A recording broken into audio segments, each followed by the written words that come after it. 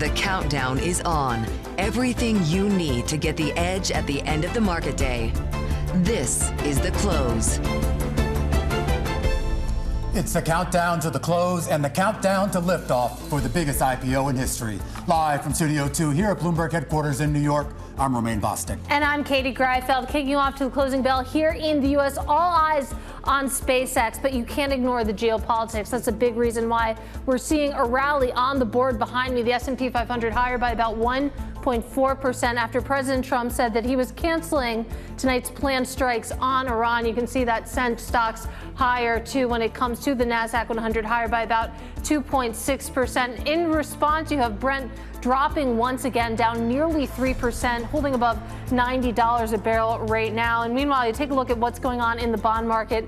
A sigh of relief, perhaps. 10-year Treasury yields down about 9 basis points at the moment, Romaine. Yeah, and that board really encapsulates where we are right now, a big inflection point for public and private markets, coming at a time of a big inflection point for the U.S. and global economy. In fact, PIMCO out with its annual secular outlook characterized by geopolitical, economic, and institutional ruptures that they say actually makes the case for building resilient portfolios without reaching for risk.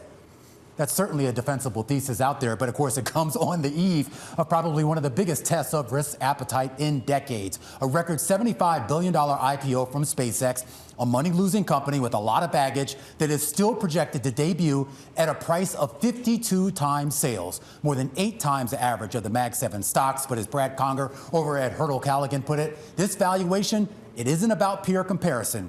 This valuation is about the living, breathing Rorschach test of Elon Reeve Musk. Look, it speaks to our view about the fourth industrial revolution. And that's more how I think how SpaceX is going to be viewed on the AI data side, of course on space, but it's really a convergence that you're seeing, and it's Musk. I mean, you're buying Musk. And it goes back to like those that went against Musk and Tesla, you know, those have been the historically wrong bets if you go back. SpaceX is indeed a proxy for Musk, but Musk himself is ultimately positioning this company as a play on AI. And while his sky-high ambitions to put data centers on the moon may be fanciful, the broadening demand and potential addressable market for more data compute, that is actually grounded in reality. Just today, Goldman strategists said that the street's outlook for $920 billion in AI cap spend this year, that's too conservative. And they actually see it going up to about $1.4 trillion. Even that PIMCO report sees AI infrastructure and related energy grid spending averaging, Katie, get this, around $2 trillion a year over the next 5 years. And there's some concerns out there about whether or not we're overbuilding when it comes to that spend, to that infrastructure build out, but a lot of concerns that AI is having when it comes to the broader markets here. I have software on the board behind me. In white, you have the iShares Expanded Tech Software Sector ETF. You can see it rebounded in a big way in May, but certainly the start of June has not been kind to its software. The existential fear there is that it's going to be one of the sectors that's really disrupted by AI, that has a lot of ripple effects into private credit, et cetera, but it also has a lot of ripple effects into the likes of Adobe. That is your blue line here, and you can see that Adobe well underwater this year, down by 33%.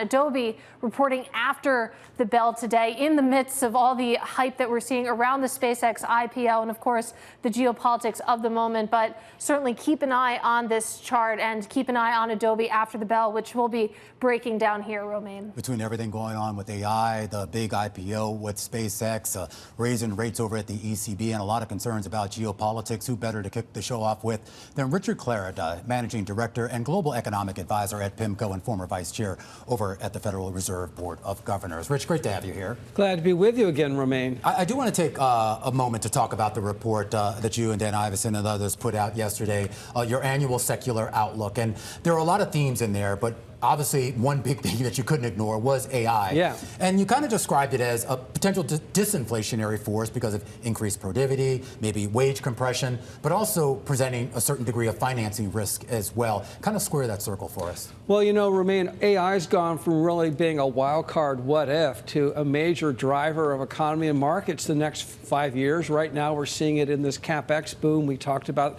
not just in the U.S., but really a global CapEx cycle, including defense and potentially energy security. But also at the margin, a lot of this AI is being financed in the credit markets and in the bond markets. PIMCO has been active in that in certain select deals. And so, like it or dislike it, investors are going to need to factor in AI in all of their calculations going forward. Well, one thing I thought was interesting there, and you talk about the CapEx boom, obviously not just in AI, but you also mentioned defense and a few other areas. But I mean, you've been doing this a long time. There was a criticism for years, decades really, that there wasn't enough CapEx spending coming out of corporate America, that they were taking their cash and just using it for buybacks and things like that. And now we're finally getting it, and everyone's wringing their hands over it. So I know there's got to be a balance, but when you think about the potential for an increase in productivity, something that's been relatively absent, at least in any kind of headline numbers for years and decades, are you kind of excited that maybe we're finally here? Certainly. I want to be very, very clear. We think AI is a transformative technology. In fact, if anything, we think the productivity benefits and boom from AI could happen sooner than a lot of folks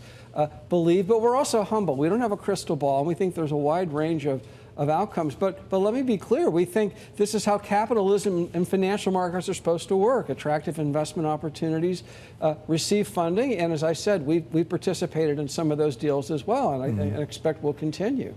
Well, it's interesting, how this is all being financed, because you're seeing a lot of this coming through in the private markets, but it's making a big splash in the public markets as well. You think about the hyperscalers and some of their plans for borrowing for this year. And I wonder, how you're viewing that over at PIMCO. You think about a world where credit spreads are so tight, and the fact that we have this influx of supply, it hasn't yet really made a dent on those spreads.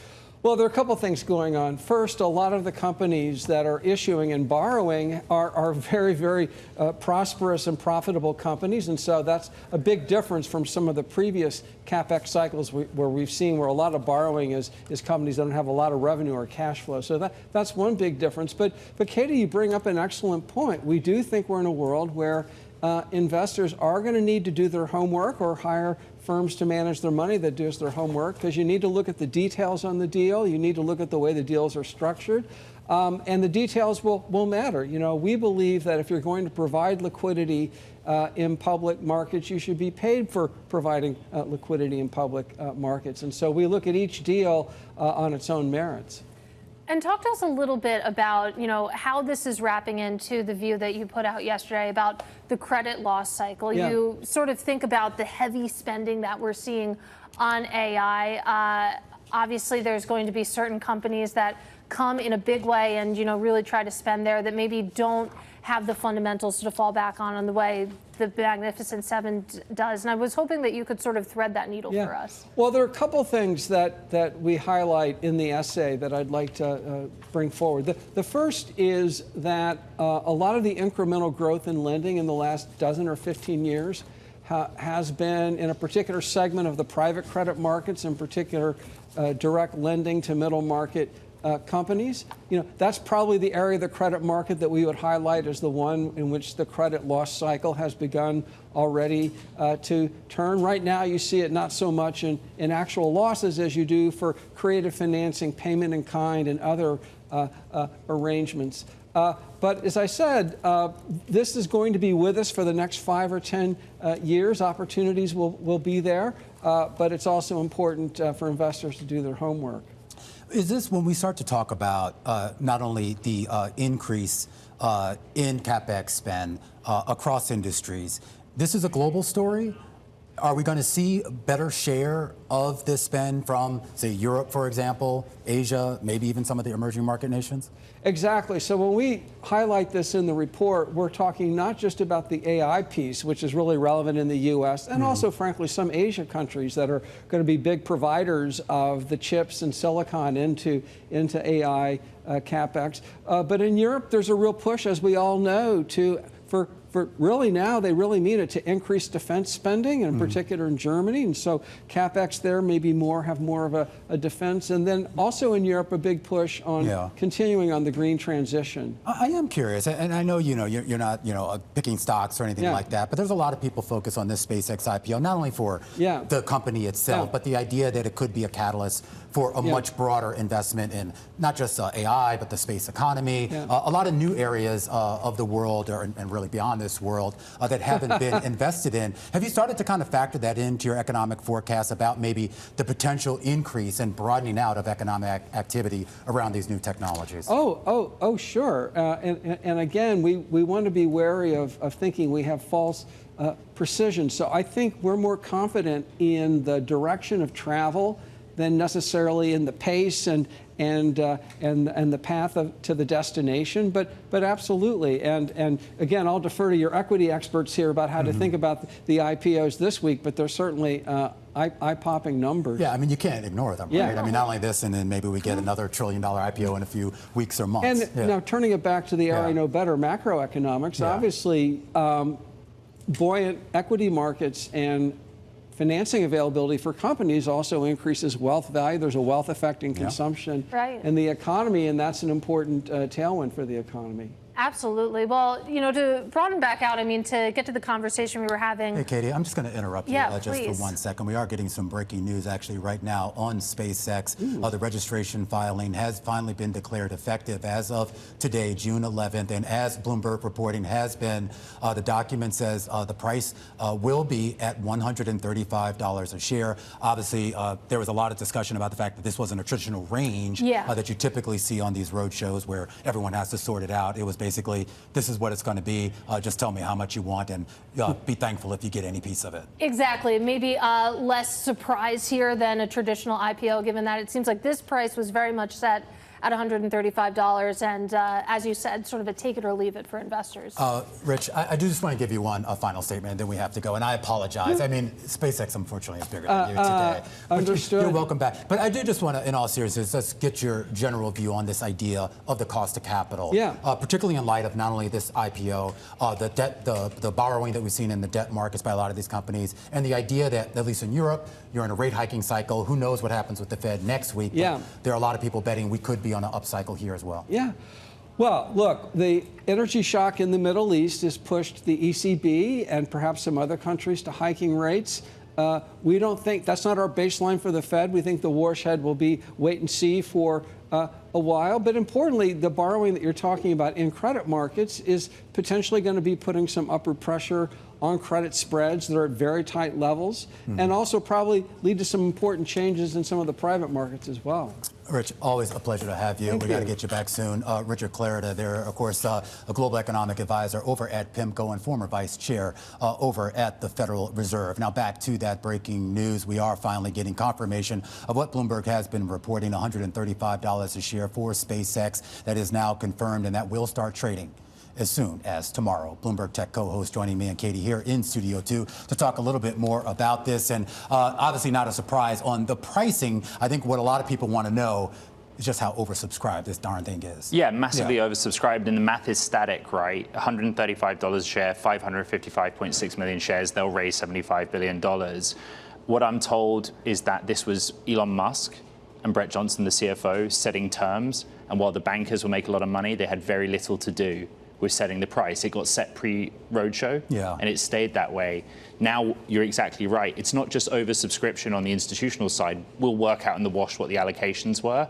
But on the retail side, massive oversubscription up to 100 billion. And so, like, what I'm hearing, the expectation is you will see a crazy open when this starts trading on Friday. But there's every possible and conceivable chance that in the open market, people buy, and then they sell at a high, and you start to see some very different action in the afternoon. Right. Well, that was going to be my question. I mean, what does this portend for when we finally get to the open of this stock tomorrow here? Because, I mean, you think about some of the numbers. I think I saw $100 billion worth of requests from retail. We know that they were going to be allocated 30% of this IPO, which is unusually high. So I hear what you're saying here, that, you know, if you didn't get exactly what you wanted today in your allocations, that, you know, maybe this sets up for quite the fireworks show tomorrow. You know, on a percentage basis, whether it works out at exactly 30% on the retail allocation, the belief within SpaceX management is that those retail investors understand the story they're trying to sell better than Wall Street does. And that's analogous with Tesla. But their hope is by having such a large, unprecedented retail allocation, that group holds onto the stock for a much longer period of time, and you don't see the panic or the sort of short-termism that might come with that. Yeah. But also, my understanding in my reporting, the reason they set $135 a share early and left it that way is Musk wanted to take the leverage away from the long-only asset managers who would be willing to bid it up. So just to be clear here, just to reiterate what we know right now here, $135 a share, Bloomberg reporting, had pegged this at about 556 million shares up for offer, a valuation of just around $1.8 trillion. We're also getting additional headlines from our folks, our competitors over at CNBC that the allocations have yet to be finalized. Of course, this will all be sorted out over the next few hours, and at some point tomorrow during the trading day, this will begin trading. I do want to just kind of draw on a historical narrative here, Ed Ludlow. It was actually about 16 years ago this month, June 29th to be exact, when Elon Musk went down to the NASDAQ stock exchange and rang the opening bell for Tesla's first day of trading. Based on people familiar with the situation, it does not sound like he's going to be at the NASDAQ again, but there are some plans, of course, for him to make a big splash about this. He came to market 16 years ago with a company that made like 1,000 cars a year. Really unprofitable, low revenue. He's coming to market with still an unprofitable company, but obviously a much different company in terms of what it can potentially offer. I do wonder, though, there was a lot of potential upside for Tesla, given how small it was, given how much room it had to grow. I look at the SpaceX, and despite its unprofitability, which is more a function of some of the bolt-on things that he put on here, this is a relatively mature company. So how much upside is he offering? What is he promising investors can be? Yeah, I mean, just on the geography, a lot of people that are important to this company, I can tell you they'll be in Texas tomorrow. They won't be in New York City. Some people will be in New York City. Tesla had it's going to be 99 degrees here in New York City, so it'll be kind of like Texas. It's going to be hot either way, if you know what I'm saying. Tesla had a very narrow focus and was a sole niche player in a niche market. Actually, when I pick up the phone today, SpaceX is a much more diversified market than our reporting probably gives them credit for. A diversified player. A lot of people putting a heavy emphasis on the deals they did with Anthropic and Google in the near term to support cash flows, being a neocloud. And that this orbital data center opportunity, there's a lot of conviction that actually in the prospectus, when they say we'll deploy as early as 2028, a lot of people model for cash flows from that business a lot sooner because it's highly analogous to how Starlink rolled out. If for us, it's hard to understand. Data centers in space, sure.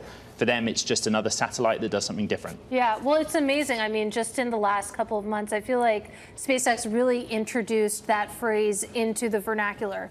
Orbital data centers, and it was kind of a joke at first, but now, I mean, you hear Wall Street saying that with a straight face. I mean, make what you will of the total addressable market figure that SpaceX has dreamed up here, but it seems like that is being treated soberly by a lot of folks on Wall Street. Yeah, I think the one thing that's amazing about the story is that why are they going public? They need capital. Capital allows you to move quickly.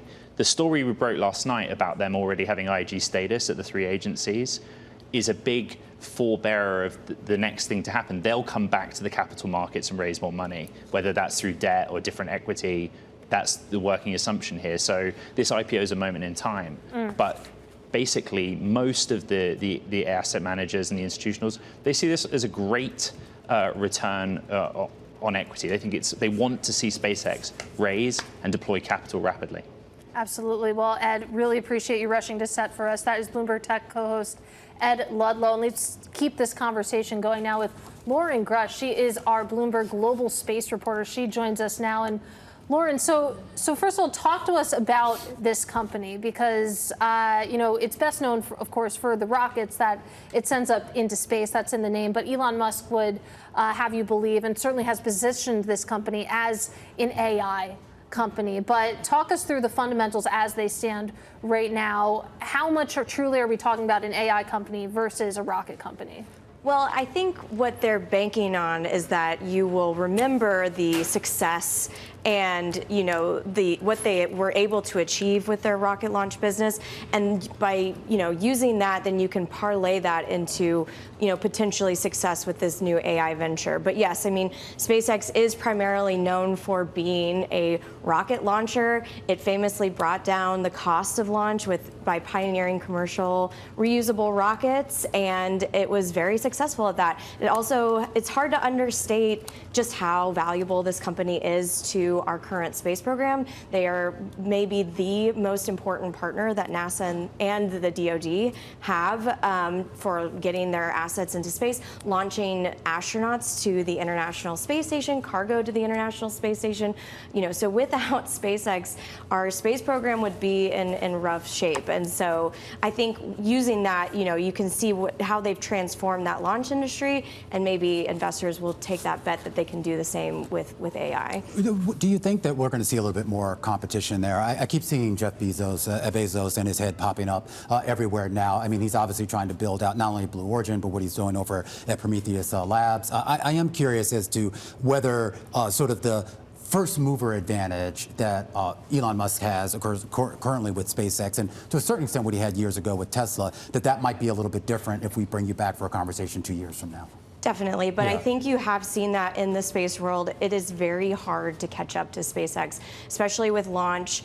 Right now, SpaceX has something of a de facto monopoly on the launch business, just because it has been hard to develop new rockets that actually match what the Falcon 9 can do. And as we saw, you mentioned Jeff Bezos, the Blue Origin's New Glenn rocket suffered a really nasty explosion on the launch pad a couple weeks ago. It just shows how difficult it has been to develop a competitor for the Falcon 9.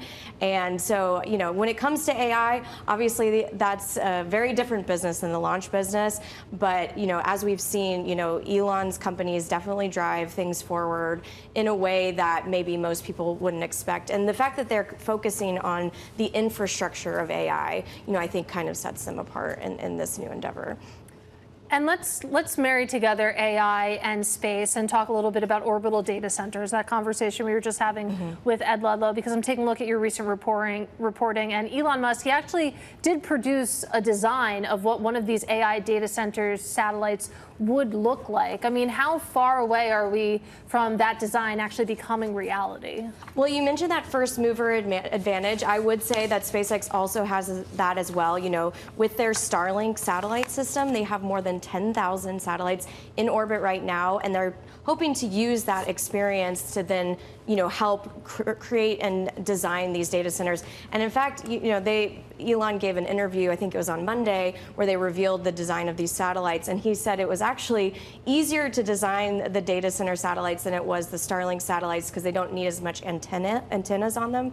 I think that still remains to be seen, but I think if you look at those satellites, they are pretty beefy, right? They require massive solar panels because they're going to need a lot of sunlight in order to power them. They have these big radiators in order to dissipate heat. So I don't think it's a small engineering challenge the way that they are, kind of advertising it. Yeah. But I do think their experience with their Starlink system does give them that advantage in terms of knowing how to make a satellite and to regulate its heat. Lauren Grush, Bloomberg Global Space reporter here, as we continue to keep an eye on what is precisely the biggest story of the day and could potentially be the biggest story of the year. SpaceX finally pricing its IPO, $135 per share, a valuation of about $1.8 trillion for a 24-year-old company, still a money-losing company, but a company with about $20 billion in revenue. And our next guest says that whatever SpaceX looks like today, it's going to look a lot different within the next 5 years. John Belton joins us right now, portfolio manager and managing director for growth portfolios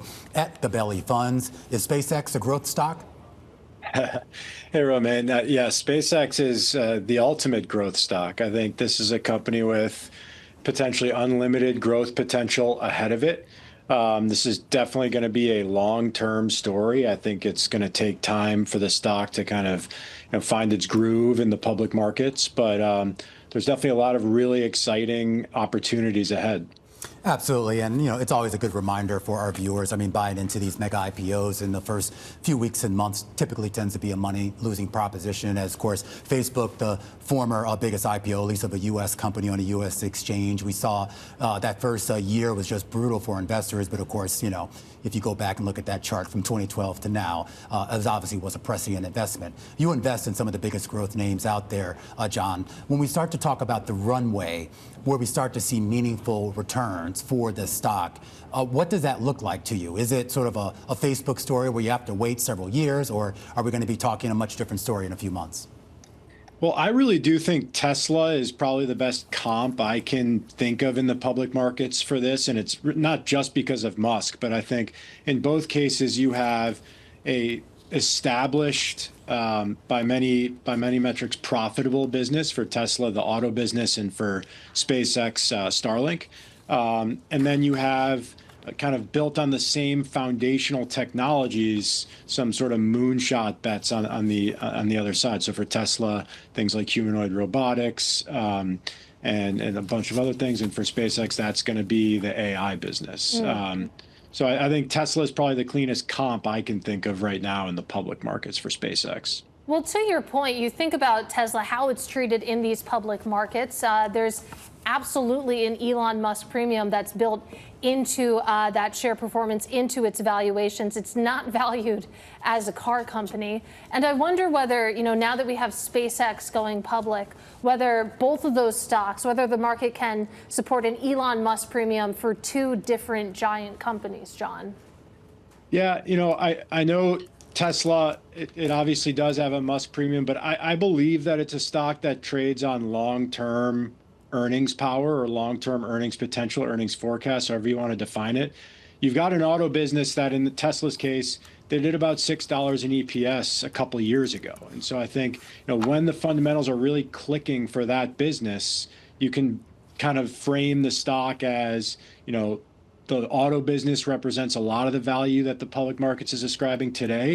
And then some of these other areas that they're growing into could be kind of the growth opportunity of the future. And for SpaceX, you have Starlink. It's $7.5 billion, give or take, of EBITDA last year, growing top line 50%, 40+% EBIT margins. So not hard to see why that business as a standalone gets a really high valuation as well. Well, keeping the Tesla analogy going, I mean, when it comes to Tesla's stock, there's always this timeline problem, right? Because they're dealing with classic car company issues right now, EV demands, things along those lines, saturation of the market. But then you have the hopes and dreams of Tesla when you think about robo-taxis, humanoid robots, et cetera. And it's sort of similar for SpaceX because right now you have a company that is successful when it comes to satellites, et cetera. And then you think about the long-term vision, orbital data centers, the list goes on, a population on Mars. And I wonder, when you think about all the different components of SpaceX as an investor, how do you go about thinking about assigning a valuation to the entire company? Right. Well, let's just, before getting to valuation, I think it's important to lay out, both of these companies are built on a small number of very foundational technologies. So Tesla is built on battery cell technology, and it's built on a transformer model, or it's built on, AI-driven self-driving systems. And both of those technologies have broad applicability. So autos was the first killer application for those technologies, getting into robotics, and not hard to see why there's going to be a lot of additional applications for that technology in the future. And SpaceX, similar thing, built on rapid reusable propulsion technologies. And so far that has, the first application was low Earth orbit satellite networks. Yeah. Potentially you get orbital data centers in the future. How do you value these things? Again, I kind of laid out the framework before, but I like to think of it as you have a core business that's worth X. So in SpaceX's case, take Starlink, model out earnings a couple of years, put a multiple on that. That's kind of what the core business is worth. And I think the stock really gets interesting when everything else is kind of not heavily discounted by the market. Absolutely, and always appreciate the insights. We should point out, John, we've had our own Bloomberg intelligence analysts crunching these numbers as well. They're coming up with similar figures. We had ARK Investments, Brett Whitten, on earlier today, also talking about the potential for $300 billion in annual revenue just from those orbital data centers by the late 2020s. John Belton there over at Gabelli Funds. We'll catch up with him in a second. I do just want to point out all of the space stocks out there, the currently publicly traded ones, are rallying hard here on the day, most up more than 10%. Including Voyager, for some reason Virgin Galactic, but that's a whole nother story, Fly, Rocket Lab, and the others. In fact, the broader market right now at session highs, with most of the major indices having their biggest intraday gain since April 8th. Particularly the NASDAQ 100, where a lot of these big tech look towards the future companies live. The NASDAQ 100 higher by about 3.1%. Of course, the big move came earlier in the day, but in the minutes since we got pricing for that SpaceX IPO has certainly extended to session highs and then some. All right, we want to keep the conversation going here because, of course, SpaceX is, as you've just heard, way more than just about space. It is, of course, also about AI. It's also about data. And there's been a lot of talk about how this AI revolution impacts a lot of the more traditional software companies out there, including a company like ServiceNow. It has been under pressure as concerns spike around that broader AI disruption in the software space. But the company's pushing back on that. And just today, we learned they have an expanded partnership with IBM to tap enterprise data for AI, potentially a way to set itself apart from those facing that dreaded SaaS apocalypse risk. Joining us here in studio, too, is Paul Fipps. He's president of Global Customer Operations over at ServiceNow. Paul, great to have you here. Great to be with you, Ryan. You know, I caught up with IBM CEO the other day, and he was kind of talking about this idea of, with all these data centers being built and just the broadening of compute needs, there is also a need for how you manage that data. He certainly saw a role for IBM, and he also made a case for why companies, he didn't specifically single you out, but he talked a lot about how traditional software companies are going to have a big role in this as well. Yeah, for sure. And listen, our partnership with IBM expands across multiple angles, and they're a great partner for us. Arvind's a great guy, and so is Rob Thomas. So. Yeah. So when you hear people talk about the SaaS apocalypse and you see investors selling off the stock, what is the message that you give them longer term about how ServiceNow and the rest of your peers actually fit into whatever this new AI ecosystem is? Yeah, in my role, Romain, I get to see customers of every industry across the globe, and I just don't see it. Mm-hmm. You know, what I see happening is, I spent my first 15 years as a practitioner, so CIO, CDIO, all the different roles that you would imagine.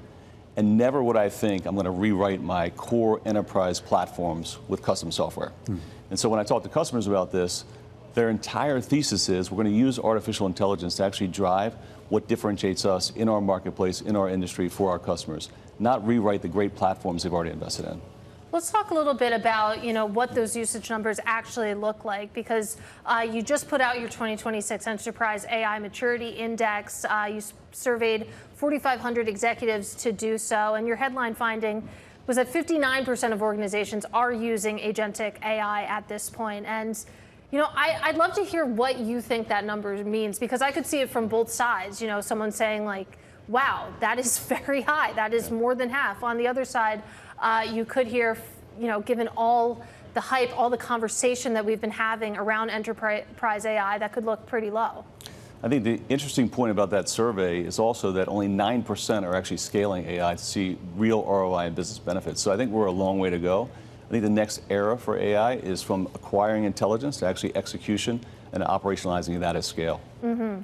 So that 9%, I mean, how does that number get higher? Yeah. You think about, fully autonomous workflows for many C-suites that still might be scary at this point. The idea of, putting it in the hands of these agents. What do you think actually brings that number higher, and over what timeline? Yeah, let me give you a great example of a customer who's doing just that, Katie. We have Standard Chartered Bank, one of our marquee customers, who at our Knowledge event spoke about how the COO, how she reinvented her business processes and then layered on ServiceNow agentic AI capabilities. And what she saw was a 90% case deflection rate. So imagine you're filing a trouble ticket with HR, 90% deflection rate for 85,000 employees. So I think the way it scales is you actually redesign or reinvent your business, and then you layer an AI on top of those workflows. So I do have a question also just about this idea of the proliferation or potential proliferation of all these agentic these AI agents, and the idea of responsibility. That obviously it's one thing to say, okay, I understand what they can do to sort of help with tasks, but what happens if something goes wrong? Like, who's accountable for that? Is it going to be the end client? Is it going to be the person, the company providing those agents? Who? This is a key question across all customers, across all industries, particularly regulated markets. So if you think about how we actually help our customers protect that, we have what we call the AI Control Tower. And what the AI Control Tower does is it helps our customers answer the question, how many agents do I have? Where are they? What do they have access to? And most importantly, where are they in my enterprise? Because as you roll out thousands or millions of agents, you need to know what risk you're taking on. And in regulated industries, what's happening right now is you're holding up some of that innovation. And Katie, some of the things you talked about to scale that are really problematic right now. All right, we have to leave it there, Paul. Really appreciate you joining us here on a very busy day. Paul Fipps, President of Global Customer Operations over at ServiceNow. A big spike in shares of U.S. equities right now. A big spike lower in the value of the dollar. And some of this seems to be tied to some commentary we're getting out of the President of the United States, saying that a deal with Iran could be signed as soon as this weekend in Europe, and that the Strait of Hormuz will be open immediately upon signing of that deal. He is speaking right now at the White House. Let's dip in and hear what the president has to say. Pacific Ocean, it's a large amount of space we're talking about that they were restricted. Other countries would use it, but our country couldn't use it. You ever hear anything so stupid? I want to thank Secretary of Commerce Howard Lutnick, Secretary of the Interior Doug Burgum, Alaska Governor Mike Dunleavy, and Congresswoman Kimberly King Hines for joining us today. We appreciate it all very much. Thank you very much. Thanks as well to Captain Sig Hansen, a superstar. Him and Tom Cruise are the two biggest people in entertainment. Thank you very much. Great job. And Pacific Seafood CEO Frank Dulcich and his sons Dominic and Charles, and many more dedicated fishermen and seafood industry leaders. We have some great leaders here. And your product is amazing. It's been going along for a long time, right? Seafood. It's amazing and doing great. Under the Obama-Biden administration's radical environmentalists drastically restricted. And that is the President of the United States, Donald Trump, speaking right now at the White House, as you can see, talking about some other issues unrelated to the headlines that we just gave you. We will continue to monitor and bring you any breaking news out of that. You can also type live, go in your Bloomberg terminal if you would like to continue hearing that. But the gist of what he said just prior to that is that the Vice President of the United States, J.D. Vance, will be at an Iran deal signing as soon as this weekend. The president also saying that once that deal is signed, the Strait will open immediately. We did see a huge spike lower in the value of the dollar. The president also saying that he had spoken to the leaders of Bahrain, Kuwait, as well as others, and he will be talking later to Turkey and Pakistan. But at least, and he's also spoken with the Israeli Prime Minister Benjamin Netanyahu, but at least according to the U.S. President, Katie Greifeld, he says we have a deal, and that deal will be signed in a matter of days. Yeah, and potentially in Europe as well. Again, Vice President Vance will be at that deal signing, according to the president. But let's get back to the story of the day, and that, of course, is SpaceX. We got the news in the last half hour that SpaceX is pricing its IPO shares at $135 each. Not necessarily surprising. That was the price that was set by this company. We're talking about the biggest IPO ever, though, and this sets us up for, of course, shares to begin trading tomorrow. So with tech and AI dominating the IPO pipeline right now, our next guest has key perspective on how mega IPOs could impact market liquidity and the evolving private to public runway. Joining us live, I'm pleased to say, is Sitara Sundar. She is head of alternative investment strategy over at JP Morgan Private Bank. Sitara, thrilled to have you here on Today. So good to be here. So let's talk a little bit about SpaceX. I mean, this is an IPO, but it's also a company that has been around for decades. We know that it has a very deep investor base here, and as such, its public offering is going to be one of the biggest exit opportunities ever. And I wonder, in your view, how you think that freed up capital sort of is recycled back into the ecosystem, whether that, belongs to the public markets now, or whether you're going to see some of that money come back into private investments. Okay, interesting question. So there's a couple of ways to break that down. The first is the mega IPOs that we could be seeing between 2026 and 2027, what does that mean, whether the public markets can actually absorb it, and then what does that mean in terms of capital flow between public and private markets? So on the first side, we could see between the potential IPOs for this year and the lockup expiries that are expected to come due this year as well, up to 700 billion in supply coming into the market. Now, we think that the public markets are going to be able to absorb that. We net that against $1.5 trillion potentially in buybacks so far this year, the massive amount of M&A activity that we've already started to see. So we think the public markets are going to be able to absorb it. The second part of your question on where is that capital going to go between public and private markets, I think the biggest thing that we've been saying, honestly, ad nauseum for about a year now, is that there's meaningful capital within private markets that a lot of companies are tapping into to scale their companies before tapping the public markets for either liquidity purposes or growth purposes. Yeah. So that entire idea of companies staying private for longer and that need from an investment perspective to have exposure to both public equity markets and private markets through VC and growth and private equity as well has, I think, become even more important now. And I think the mega IPOs that we might see over the next 6 to 12 months just validates that. Yeah, it's interesting. I feel like there maybe is a narrative shift underway because, the concept of private forever was sort of a conversation that defined 2025, maybe entered the vernacular in 2024. But now you have SpaceX, Anthropic, OpenAI potentially coming public. I wonder, again, if that's a narrative shift, whether this is more about AI and AI needing such massive amounts of capital that you need to go public. Yeah, I think that there's two different things that are happening. One, when a company feels like they need to tap public markets, and then two, which companies are likely going to end up still using private capital as a fuel for growth.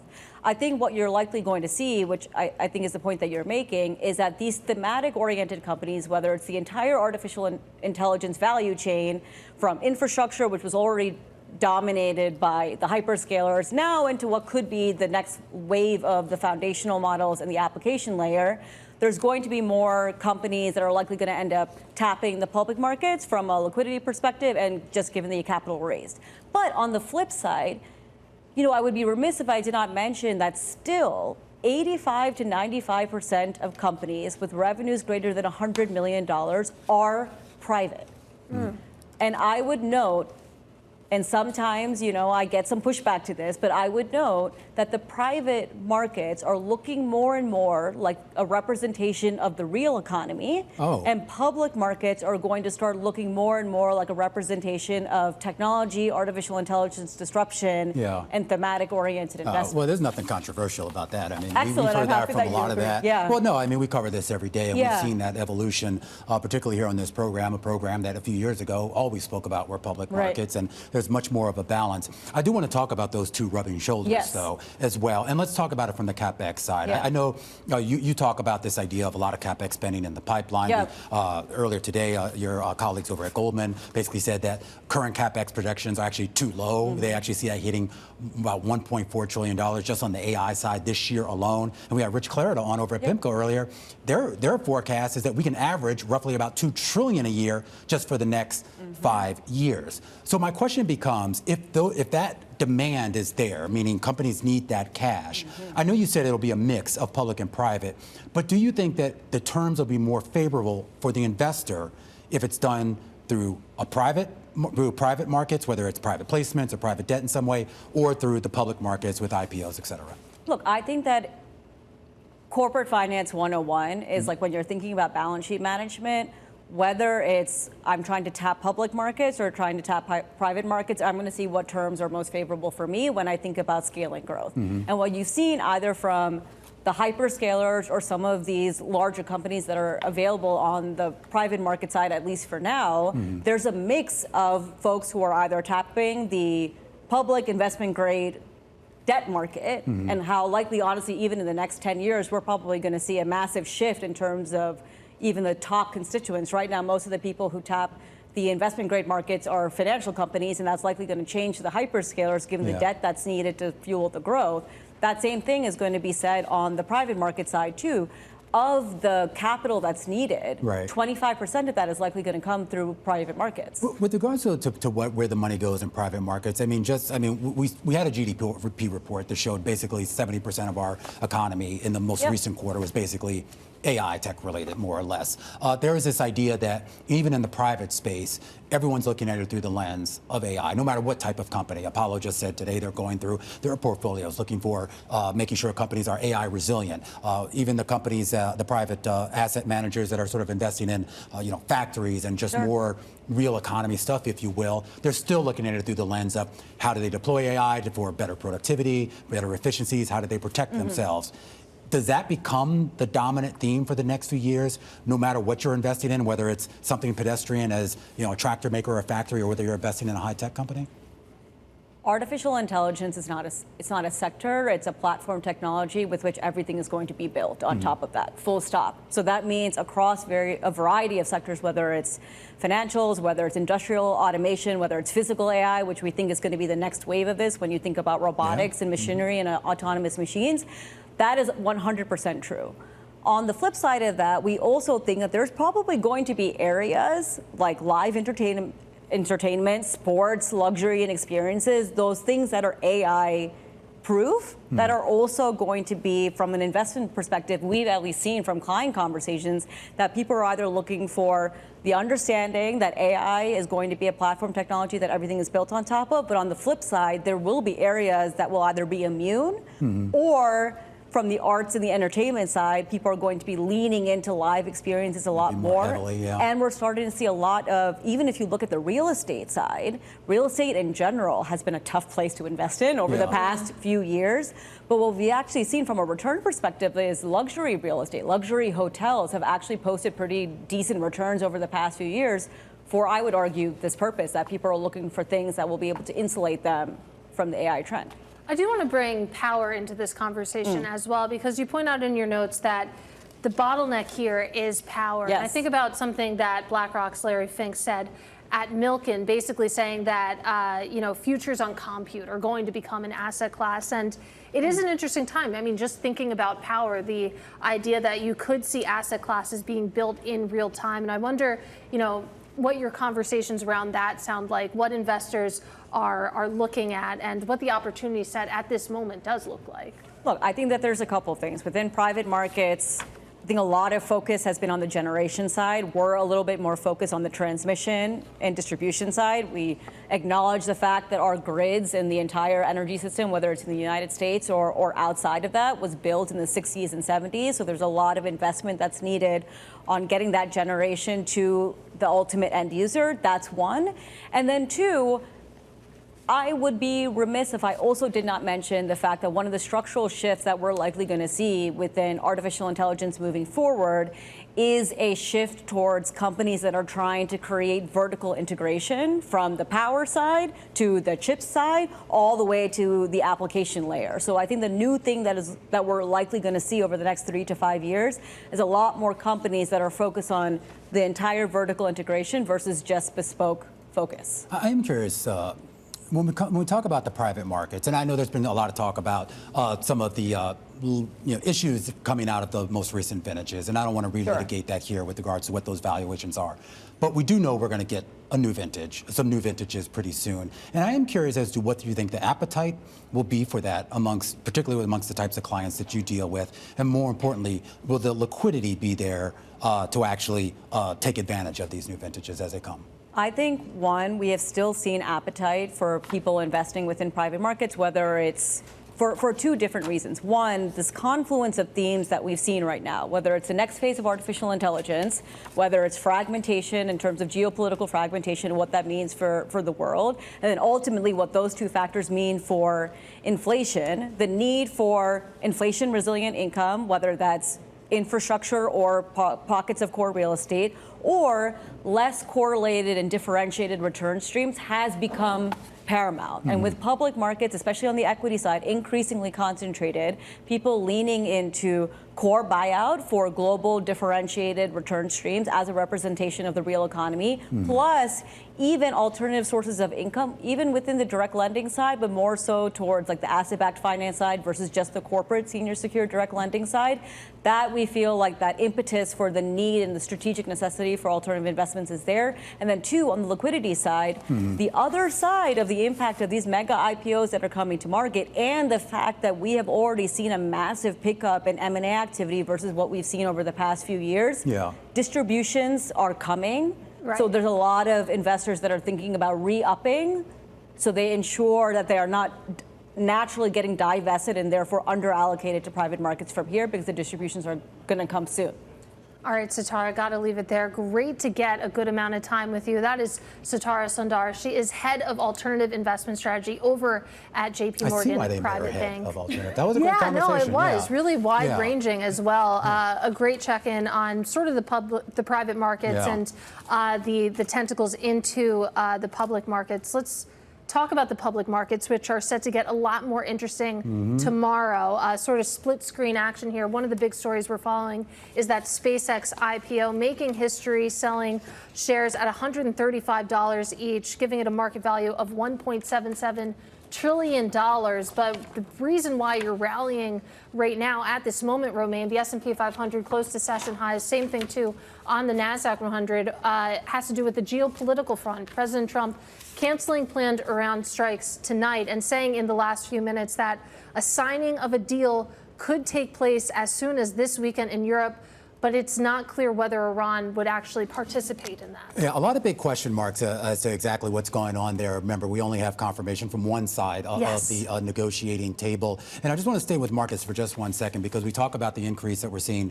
in equity prices here. We actually saw a huge drop down in yields, basically about 9 to 10 basis points in the middle of the curve, so 10-year, 20-year, 30-year in that space. And then we saw a huge drop down in the dollar, drop down in the VIX, and the idea that there was this sort of big overhang of risk out there that was sort of clouding out a lot of the good in this market. So if you are to believe what the president said today, and that does come to fruition by over the weekend, and you get a successful out of the gate for SpaceX tomorrow in the market, does that set us up for a more meaningful leg of the bull run, next meaningful leg of the bull run? It's a good question. I will say I am a little bit surprised to see such a strong reaction to the president's words on geopolitics because it felt like the market really had sort of moved on, or at least had gotten immune to some of the back and forth that we were seeing when it comes to the conflict in Iran. And you think about the reason why we have had such a rocky week. It wasn't necessarily geopolitics. It was more to do with the AI trade and some doubts there. So the fact that you're seeing such a big rip higher right now on the heels of these headlines, it's a little bit interesting. It's a bit of a head scratcher. We are about 9 minutes away from the closing bells as we look at an equity market not far from those session highs. A big bump coming right now because of potentially an easing in some of those geopolitical tensions. The SpaceX IPO has priced and will start trading tomorrow, and a lot of questions about just how much further the equity bull market run has to go. Liz Thomas joins us here in Studio 2, Chief Market Strategist over at SoFi. So Liz, put it all together for us. Are you kind of optimistic that this, whatever it is, 3-4 year bull run that we've had since kind of just peg it to the kind of the genesis of ChatGPT and the public consciousness, there's a little bit more room to go here? Yeah, I mean, that is definitely when it started. That was the technology trigger, right? ChatGPT coming out. I still think that there is more room to run. And I think that we're going to have these moments, these mini pullbacks within the prolonged bull market that we're seeing right now. If we want to compare it to the 90s like everybody else has, I just don't think that we've gotten ridiculous enough, if that makes sense. I think that there's still a lot of enthusiasm and warranted enthusiasm because the fundamental story is still intact. So as we go forward, as long as that remains intact, I think we do definitely have more room. I am curious also, too, about this idea of how the market has sort of managed through what's happened with Iran over the last 3 months. I mean, obviously there was a big sell-off initially, but then we went on this phenomenal 9-week run in markets, a little bit of a breather the last week or two, but it gives you a sense of the resiliency that we've seen, and more importantly, the eagerness that a lot of investors seem to have. I don't know if it's directly tied to just AI, but just eagerness, the idea that corporate profitability and everything surrounding that is still meaningful enough to bet on further upside? Yeah, so I think there's a few things that happened this week. We obviously just got a CPI report, printed 4.2%, which the first one above 4% in a long time. I think that started to make people nervous. And it did seem as if the market was looking through the war for the better part of since March 30th, that most recent low. Looking through the war, looking through the increase in oil prices, the sustained supply shock. But what this does, especially after a period of a pullback in AI, which is how the market was looking through the war, right? We were able to ignore some of it because AI was making up for some of that consternation that people had. Well, now the AI trade for the last week or so has been under pressure. So I think a lot of investors started to get nervous, ask questions about, is this a pullback in an overall bull market, or is this the beginning of something more sinister? What this does today is remove one of those risks, remove some of the growth risk. If this was a prolonged war that really drove inflation to a sticky place and started to threaten growth in the economy later in the year, I think what we're seeing today is a reaction to that, saying, okay, that's less likely now, and people feeling a little bit more enthusiastic about it. Of course, this is happening on the eve of the SpaceX IPO, and there is a ton of enthusiasm, a ton of hype around that. So there's a lot to be excited about. Everybody in New York is excited about the Knicks. I think there's just a lot of energy happening right now. Yeah, there's a lot of animal spirits from a multitude of different spaces in the air You know, after right that now. OG tip in last night, the first thing I did was check S&P futures. Yeah, absolutely. I do want to talk a little bit, though, that question, you know, whether or not this is just a pullback in a bull market, in a more consistent uptrend, or whether this was the start of something more serious. Like you said today, potentially signs that one of the big overhangs will be removed in the geopolitics, so that is a very fluid situation. But what would you be on the lookout for? When you think about the fundamental picture, what would be a warning signpost that you're keeping an eye out for that would maybe speak to this being the start of something more meaningful? Sure. So first what I would answer is, when we look at what's happened in this most recent pullback, so starting on about June 2nd, when you saw semiconductors start to go down and the rest of the AI trade, one of the more promising aspects of it is that the industry group performance on the top end still included cyclical sectors. It included pharma and biotech. Banks were in there. Yep. That is encouraging to me, because if this was a wholesale shift into defensive stocks, then it would look much more like a risk-off environment. That's not what I think we saw. I think we did see a rotation out of tech, certainly the names that were getting disrupted by AI, the names that had flown up so much in the weeks leading up to this, but the rotation into some other spots that are optimistic for the economy. So I think that was a good sign. So then the question of what would change my mind? What if we saw a pullback and that wasn't the case? So first of all, it's industry group performance and the trends that you see there. Secondly, you want to look at CapEx and just the trend of CapEx. So obviously we've seen huge CapEx numbers, huge CapEx guides. If and when that starts to slow down, but for explanations that don't make a ton of sense, right? Or explanations that are, oops, we overestimated what we needed to spend, or perhaps the economies of scale are not working the way that we thought they were. So if the demand picture in AI starts to soften, which I don't expect to happen this year, if that starts to soften, then you have to sit back and say, okay, now we have to rejigger some of these expectations. And so we're talking about all the different things in the air right now. I do want to get your thoughts on the Federal Reserve, whether monetary policy is sort of an afterthought when you think about all the different cross currents right now. I think it's an afterthought today, and interestingly, yesterday, even on that CPI print, rate hike expectations barely budged. Bond yields barely budged, right? There was really no market reaction. So I think the Fed right now is an afterthought, but I'm saying that for maybe only the next 24 to 48 hours of trading, because next Wednesday, the Fed will not be an afterthought. This is Kevin Warsh's first press conference. All eyes will be on him. He is stepping into a very difficult situation. The expectation for one rate hike this year on the heels of the largest IPO in history, and he's got a reputation for perhaps being a dove. So he's got a really difficult needle to thread with whatever his messaging might be. Something that I would expect to hear from him is that it's not all about what they do with interest rates.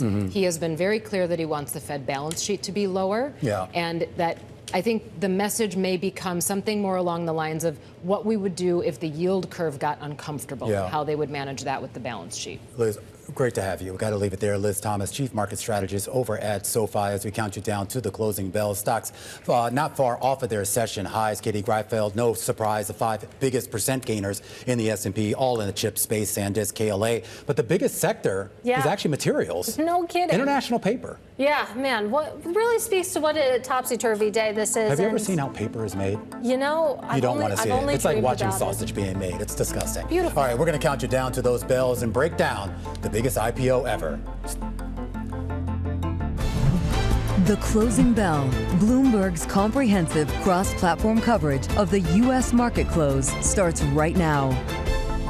And right now, we are 2 minutes away from the end of the trading day. Romaine Bostic here with Katie Greifeld, taking you through to that closing bell. It's a global simulcast. Carol Massler, Tim Stenovic join us now. Welcome to our audiences across all of our Bloomberg platforms, television, radio, our partnership with YouTube. The S&P 500 up 2%, the NASDAQ 100 up almost 3%, a confluence of headlines crossing the Bloomberg terminal over the last few minutes, including the pricing of SpaceX, an IPO that will start at $135 a share, and news, Carol Massler, from President Trump saying that he has a deal with Iran that could be signed as soon as this weekend. Yeah, listen, about 1:31 p.m. Wall Street time, the tone in the market certainly changed. That's when everything took off. That's when that headline crossed that President Trump said he's not going to do and pursue any additional attacks against Iran. The only thing I would say, we've seen some pushback by the Fars news agency. Iran not necessarily aware of any of this or any agreement. We're going to watch this very closely. But at this moment, investors, they are buying up treasuries, they are buying up stocks. Quite a rally on Wall Street. And they're selling oil. And they're selling oil. $90 a barrel on both Brent and WTI. We had a great chat with Stephen Cook over at the Council on Foreign Relations. He's written at least 4 books about this region of the world. And he was, look, this was in the 3 o'clock hour. It was before we heard from the president just now in the Oval Office. But he did say, we've seen this movie before. The idea that the president sometimes gets ahead of what Iran actually has agreed to with regards to this. Kind of pointed this out even though the she was kind of market's surprised by the market moves, right? Yeah, really. You think about what the weight on the market has been, what's been weighing on sentiment. It hasn't been the geopolitical situation. So to see this response, especially as Carol said, we don't know what the other side is thinking, is pretty interesting to see. It is interesting to see, and I guess we're going to find out within the next 48 to 72 hours just how much of that is real. But for right now, let the market have their party. A 2-day sell-off gives way to one of the biggest gains that we've seen since probably early April or late March. The Dow Jones Industrial Average up 929 points, or about 1.9%. The S&P adding about 127 points, or 1.8%. The NASDAQ Composite up 2.5%. The NASDAQ 100 up 3.3%. And the Russell 2000, Carol Massler, closing out the day higher by 86 points, or 3% even. I got to say, Romaine, I'm almost surprised that not every name in the S&P is higher, but they're not. 320 names gaining in today's session, Katie. 181 to the downside, 2 unchanged. Let's take a look at the sector makeup here. It's pretty interesting because on a percent basis, your biggest gainer is materials, which is maybe unintuitive, higher by about 3.3%. Romaine was just telling me how paper is made, which was fascinating. Industrials also having a great day. Interesting. Was that the sausage being made comment? Did I overhear that? Commercial paper or actual like paper from papyrus? We didn't like paper. Really get into it. Yeah, it's not papyrus, by the way, But yes, it's very... I don't know if you know where the word paper comes from. It's thank you, Tim. You got it. Okay. The history major. Let's take this outside, kids. Offline. Information technology, that is the big bright green slice there, higher by nearly 3% as a sector. In terms of what didn't do well today, it's probably what you would expect. Energy down 2% as a sector. Consumer staples, more of a defensive sort of bet there, also off by about 0.5% as we do see this huge rally. That is not the color of a papaya. I'm just going to put that out. No, I said papyrus. Oh, I'm so sorry. All right, what can I tell you? You guys, what are you doing? What are you doing? All right, let's get to some individual gainers, if I may. I had a lot to choose from, as you would guess. Got to talk semiconductors, man. Standout group today, they were up at their highs 8%, finishing just below that at 7.9% as a whole, the Philadelphia Semiconductor Index. We've seen this before. Broadly at play, you had shares in chip makers and other AI-related firms rising after Oracle reported quarterly capital expenses that were higher than estimates, driven by increased data center spending. So the assumption is that those higher costs, that has to do with higher chips and everything related. You also had some analyst calls, so let's break it down. Intel up more than 9% after BofA raised its recommendation to buy from underperform. A double upgrade on expected growth from central processing unit sales. Price target to 135 a share from 96. The stock closing just below 117 a share. Stock, though, up more than 200% year to date. That's Intel. Let's move on to Applied Materials and KLA. Barclays reaffirmed overweight ratings on Applied Materials. Hey, Carol, I'm just going to interrupt you for a second. I apologize. No, go. The president's speaking once again about that deal that he is calling a deal. He says that he has heard that the supreme leader of Iran has agreed to the deal and that lifting the blockade is a part of it. He also says that he thinks that this could be done this weekend. So a bit of a reiteration of what he said before. But now the latest redhead crossing the wire is that according to the president, he's saying that lifting the Hormuz blockade is part of that Iran deal. And it is his understanding that the supreme leader of Iran has agreed to it. He also says that as part of that deal, Carol, that Iran will not have a nuclear weapon. You know what's notable about this coming right now is the president's been speaking for more than 20 minutes at this point. And look, I'm not listening to this, and we're just looking at headlines right now. Perhaps he's being asked specifically about this, but it's interesting to me that it's just coming up now. And once again, Romain, to repeat what Romain said, the president says lifting that Hormuz blockade is part of the Iran deal, and under the deal, Iran will not have a nuclear weapon. I guess what I'm looking for, and I'm going to go back to what Katie said, because I think this is so important too, is I feel like I've seen this back and forth. Does it feel like we're closer? Maybe, but I want to see some confirmation by Iran, because we've all talked about the different missions of the different entities involved in this war, and Iran has a lot at stake here. And maybe confirmation as well by Israel, because of course that's kind of been a sticking point in sort of getting these deals, as they have obviously interests that don't always align directly with what Trump is looking for. Yeah, and I will. Go ahead, Katie, please. I was just going to say, absolutely. And you think about, the ceasefire that has been in place for several months now. It's been really sporadic. You've seen sporadic fighting back and forth between, a few different sides here, even throughout that, I think, 2-month ceasefire at this point. So, again, a lot of questions here, and it does look like we are in reporter Q&A. So perhaps the president was asked directly about that. But to return to Carol's point, the fact that, we did hear from Iran's semi-official news agency earlier today that leaders had not yet approved the text of any agreement with the U.S. We'll just have to see what comes out of the other side of the table. Yeah, and we saw a lot of stocks that could potentially benefit from this actually move higher. The airline sector as a whole was up about 8%. Meanwhile, there was still a lot of pressure going on with a lot of the names in the software space. Oracle was down significantly. Adobe actually fell for a 5th straight day. And now that company actually out with their earnings from the most recent quarter. The company did say that in the second quarter, it did beat at about $6.62 billion on the revenue side. The street was looking for roughly about $6.5 billion. EPS, $5.96. The street on average looking for $5.83. Here's your forecast for the current quarter we're in. The company says look for revenue of $6.67 to $6.72 billion. The low end of that range is above the average of analyst estimates of $6.51.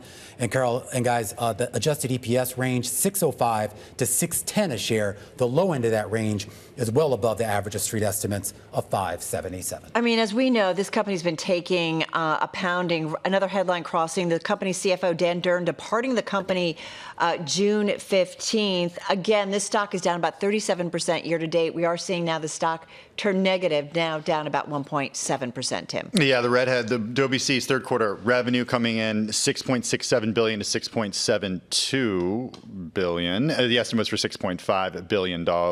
Shares initially climbed after that. The numbers first came out. Shares down about 2.2% right now. Second quarter revenue, $6.62 billion. The estimate was for $6.45 billion. The company sees third quarter adjusted EPS $6.05 to $6.10. That beats the estimate of $5.77. I mean, this is one of those SaaS apocalypse stocks. And we were actually talking with one of the executives a little bit earlier at ServiceNow, another software stock that kind of got caught up in that big downdraft. And they're now trying to make this case here that there's sort of this data management idea here that these companies actually benefit from despite the build out in AI.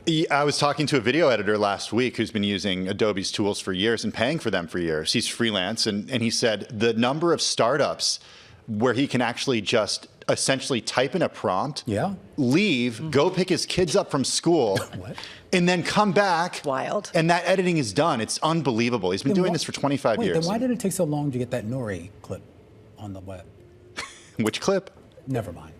It's an interview that remains. I'm just litigating personal matters. Guess I haven't seen it yet. Sorry. Sounds like there's a story here. I'm sorry. I do want to make the point, though, that outside of the numbers as well, there is an interesting story when it comes to Adobe's C-suite here. We're still waiting to see who their new CEO is going to be. Remember, their longtime CEO said in March that he would step down. Bloomberg has reported that Adobe is eyeing internal candidates for the role here. So maybe perhaps we're going to get more detail of that on the call, but definitely one of the watch items when it comes to Adobe. When you think about all these different existential crossroads that Romain and Tim were just talking about. Yeah, Steve Day to serve as interim CFO as Dan Durn departs on June 15th. All right, so that's just around the corner. All right, guys, that's a wrap. Right now, Adobe, call it flat in the aftermarket. That is a wrap. Our cross-platform radio, TV, YouTube, Bloomberg Originals. We do call it the closing bell. Katie and Romain continuing on the close on Bloomberg TV. Tim and I right back here on Bloomberg Business Week Daily. Folks, we'll see you again tomorrow. We've got a lot to parse over the next hour, so don't go anywhere. Of course, we got the pricing for the SpaceX IPO. We're getting headlines right now about a forecast from RH. Those shares up about 4 to 5%. And we're releasing some pressure right now when it comes to shares of Adobe after it just reported earnings. We're going to break it all down when we come back after the break, right here on Bloomberg. The countdown is on. Everything you need to get the edge at the end of the market day. This is The Close.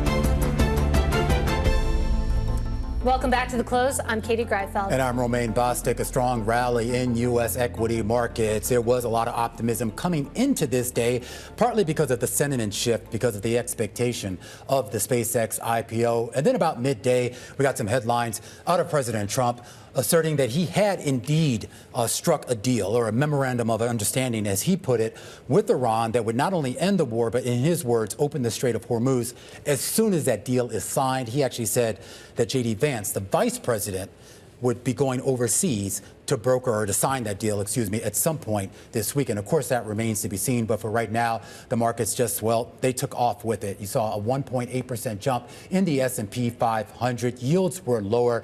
And of course, you saw partly the effect from the SpaceX IPO, with the Philadelphia Semiconductor Index rallying about 8% on the day. That's the day that was. Let's talk about what's moving after hours, and that is Adobe reporting earnings. You can see the stock sliding right now. And outside of the numbers themselves, their third quarter revenue forecast did beat estimates, but a lot of palace intrigue here. We're learning that Adobe CFO Dan Durn is departing the company, and we just learned that actually he's going to Marvell. Marvell coming out, reporting their own CFO transition here, saying that Dan Durn of Adobe will be appointed CFO of Marvell effective June 15th. This is a really interesting twist for Adobe because we know that they're also looking for a CEO as well after their longtime CEO announced in March that he's going to be stepping down as well. I'm really intrigued by this, and we should point out Marvell, at least according to Jensen Huang, the next trillion-dollar company. A lot of questions, though, as to where Adobe goes with regards to its market valuation. Obviously, those shares had already been under pressure long before today. Their most recent earnings report is out, and the headline numbers, a beat and a raise for the most recent quarter and the current quarter. For the full year, the company says expect adjusted EPS of $24.35 to $24.45. That's a slight upgrade from what it had said before. Similar story with regards to revenue, a slight upgrade there in its outlook. Let's bring in Gil Luria, head of technology research over at D.A. Davison, to talk a little bit more about Adobe. And I'm a little less interested in what we learned for the current quarter and a little more concerned about what the long-term story is, both in terms of what they can do in this AI environment and, more importantly, who's going to be at the helm to lead it. Yeah, and I think that's what investors are concerned about right now. Whenever you have CEO transition, you don't necessarily want to go to CFO transition at the same time. But I can help. I've worked with Steve Day. He's great as well. The CFO job is in good hands until they find a long-term solution. There's a very deep bench of executives at Adobe. They will be fine. They may decide to go externally. They have some great candidates internally. But clearly, investors right now are uneasy with transition at both of those positions. Having said that, the quarter itself was good. They beat, they raised, and let me tell you something that nobody will believe, but is true. What's that? Adobe has had less deceleration in its revenue over the last couple of years than 80% of other software companies. So they're going to be okay. Well, where do they fit in, though? Because, I mean, we were speaking a little bit earlier with an executive over at ServiceNow, obviously a much different type of software company. But, you know, he was obviously making the case that there is a role, particularly for what he does in managing data and all that. And so, you know, that company will evolve. But when I look at what Adobe's core sort of business is, how does that fit in to an AI world where a lot of what you needed to do through some of Adobe's tools, you can do at a significantly less cost with some of these new AI products that have come out? I actually think there's a lot more parallel between Adobe and ServiceNow than people realize. ServiceNow helps organizations with IT service management. It's a management layer. It's a workflow layer that will work for humans and agents.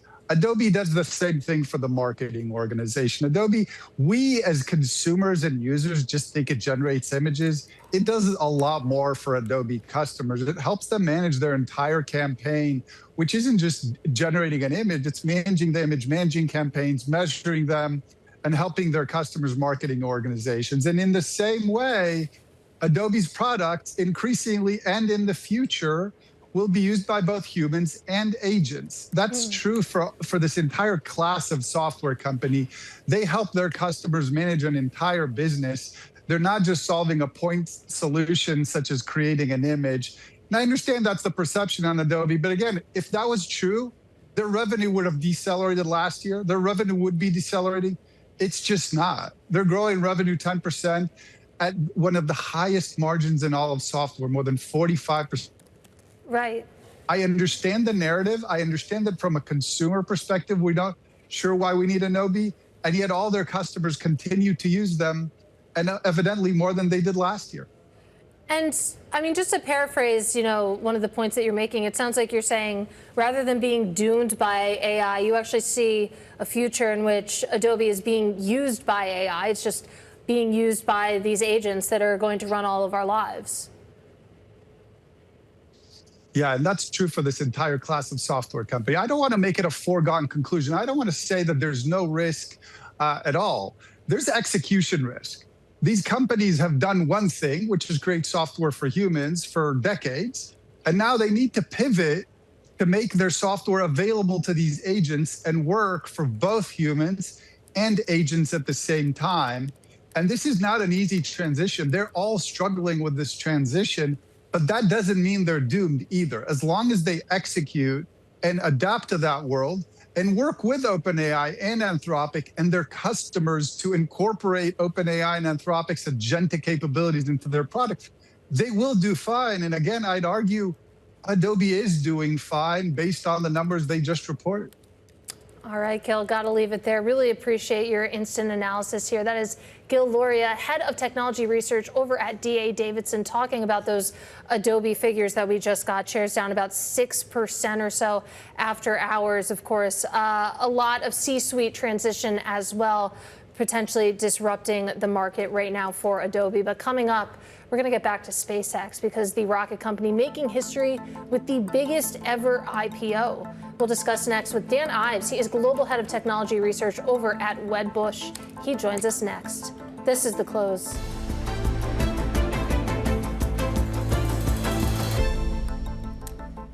SpaceX making history with the biggest ever IPO, pricing shares at $135 each.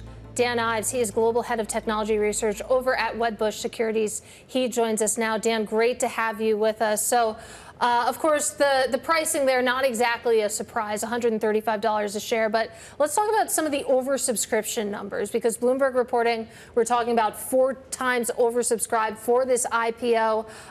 Retail apparently submitting orders of $100 billion. Then you think about the institutional side.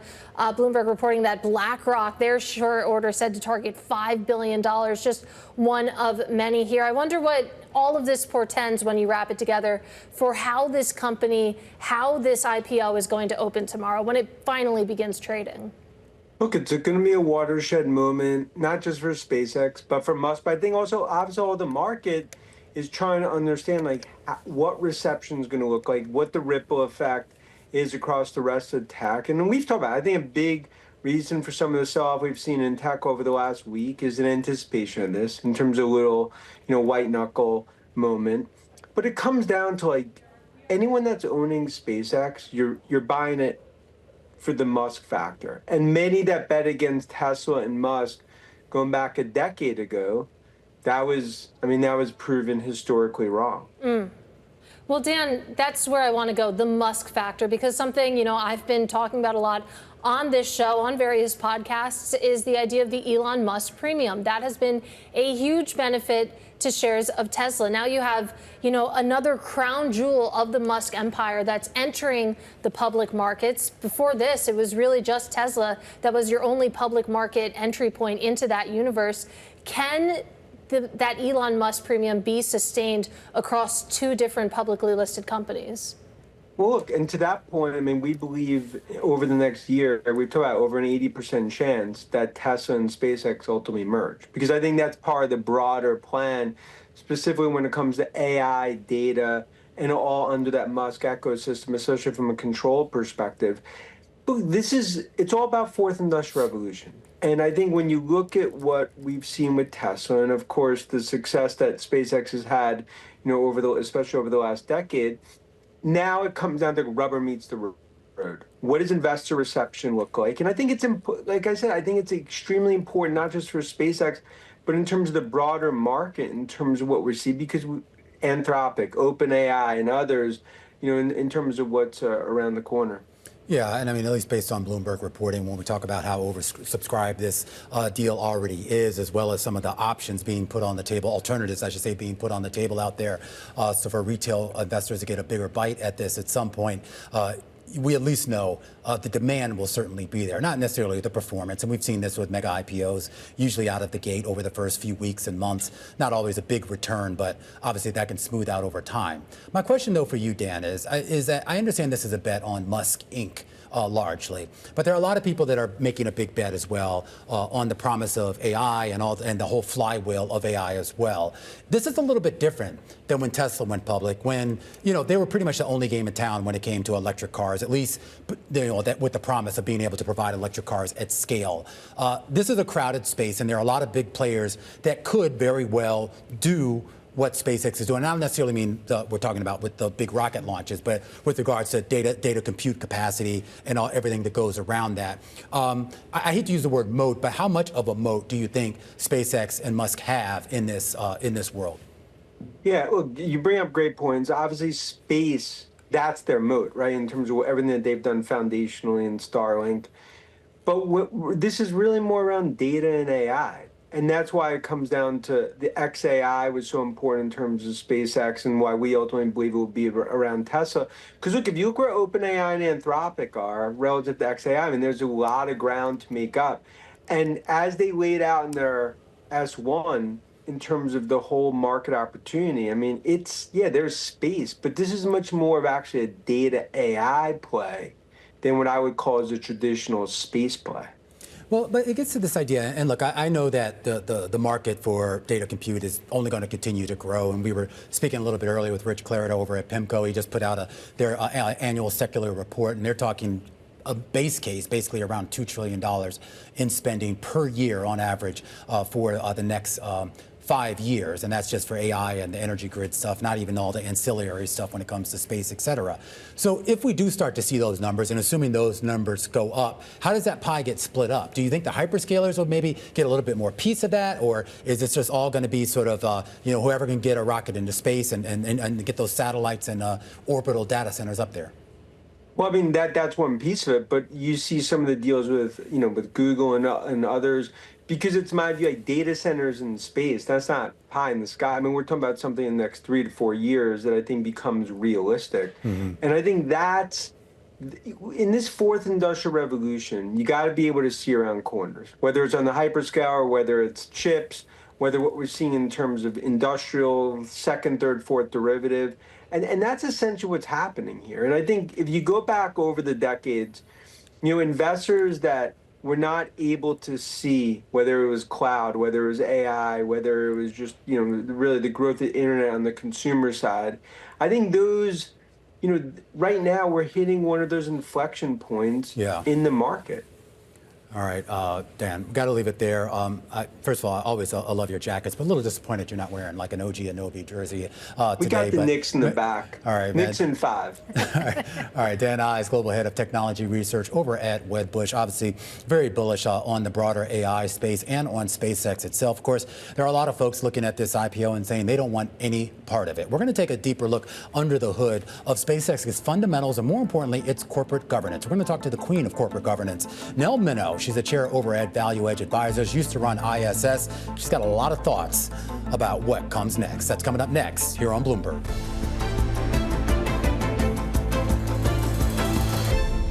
Well, the largest IPO in history is here. SpaceX pricing at $135 a share, raising about $75 billion and giving the company right out of the gate a market valuation just shy of about $1.8 billion. Brad Conger over at Hurdle Callaghan basically saying that don't try to value this. There are no comps out there, but you know what? Our folks at Bloomberg Intelligence, this is what they get paid to do. And that's exactly what they've done, is tried to put a value on this. George Ferguson, Global Head of Aerospace, Defense, and Airline Analysis, joins us right now. You laid out a pretty interesting case here. We talk about just on the headline basis, the company as a whole. You're talking about coming out of the gate at a price-to-sales ratio of 52 times? Yeah, it's a big number, isn't it? Yeah. So, I mean, the largest portion of that valuation is going to be the space business. And look, we really built this around comparables in the marketplace. Not saying this is necessarily the right price. And look, on the space launch business, it's pretty thin.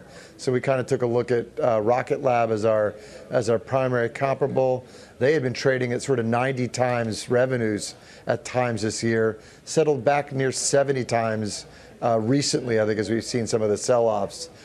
So at that 70 times, there's probably, it would be $800 billion worth of space launch business inside SpaceX. And then my colleagues out at the AI business, Mandeep Singh, he valued their AI business up around $500 billion. And then my colleague John Butler in telecoms valued them up around $600 billion for the Starlink constellation. So it's all in the Bloomberg terminal. That's kind of where we came up with our comparable valuation in public markets. And it is really interesting because, of course, there's been a lot of ink spilled about the valuations that we're talking about here. But, George, at least looking at this, the way that you're thinking about it and approaching it is that compared to other space peers that, SpaceX's valuation, certain metrics don't look that out of line, that egregious. It's more when you compare it to maybe some of the AI big established market companies where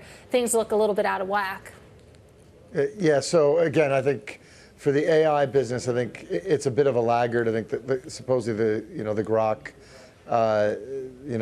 model is a little bit of a laggard. Again, I'd go into Mandeep Singh to talk deeper about that. But look, I think some of the space comparables, again, because there's very few of them, I think they've run up pretty dramatically recently. There's a lot of enthusiasm about the space economy. I think some of the selling you've seen recently is that you'd want to be involved in SpaceX, which is clearly the market leader in launch. So that may be some of the selling there.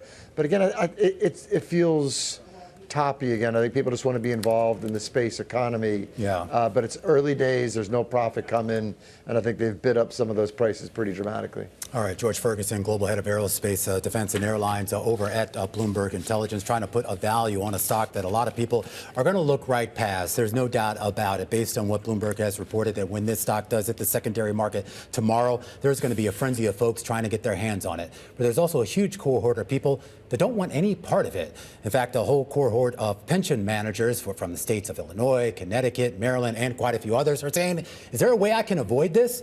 Well, Nell Minow, she's chair of ValueEdge Advisors. She's also advising against doing this. She's a former president over at ISS. And Nell, I do want to talk about some of the corporate governance issues here, which is what a lot of these pension managers are raising. Typically, when a company goes public, sort of the trade-off of, you get this, $75 billion, and we as investors get a certain say in how the company is run. Yet the structure of this company, whether it's the ability to remove the CEO, whether it's to have any real say in shareholder proposals, there is, let's just say, effectively, no say at all. That's exactly right. All of capitalism depends on one question, which is, why should I trust you with my money? And all of those protections that you talked about, the ability to vote proxies, the ability to sell the stock, the ability to sue, all of those are there to reassure investors. Having independent directors on the board, all of those are there to reassure investors that their money is being taken care of in a principled way for their benefit, not for the benefit of the insiders. And all of those have been obliterated by this offering. Elon Musk has appointed himself CEO for life. He's the only one who can remove himself. Not even his board of directors can remove him. He got in January a grant of more than a billion shares at $10 votes per share. Which, even though they haven't vested yet, because they in part rest on him, I'm not making this up, building a colony on Mars of at least 100 people, at least 1 billion people, he gets to vote them now. So he has all the voting control. He has basically built a moat with alligators around himself, and that's not good for shareholders. And you know what? If the stock was a good buy, he wouldn't have forced NASDAQ to change their rules and put it into the index. You may not want to buy it, and you may find out that you've got it anyway. Yeah, and we're going to talk a little bit later, particularly with the folks over at FTSE Russell, about the decision that they made to actually put this in. There is another issue here. And look, I mean, let's just be clear now. There are people that will buy the stock because they indeed are betting on Elon Musk. They want him to be there. Sure. And if he's not there, they don't buy the stock. But there's another issue that came up that someone brought to my attention a few weeks ago when we were talking about the valuation. And it was about this idea of sort of the relationships that this company has with others, the third-party relationships, the self-dealing, and other things, and the lack of transparency in that. We already know that there are certain Elon Musk properties that have been bolted onto this, for a lack of a better phrase. There's also certain agreements in place with regards to lease deals and others that also certainly have been disclosed, but probably would not have flown for any other IPO, certainly not one of this size. Yeah, Elon Musk is using the company like a piggy bank. The richest man on the planet is borrowing money at sweetheart rates from this company. He decided that his Twitter investment had too much debt, so he put that into this too. It's a rocket company that owns a social media company. It's a weird collection of assets, and now they're talking about possibly putting Tesla in there too.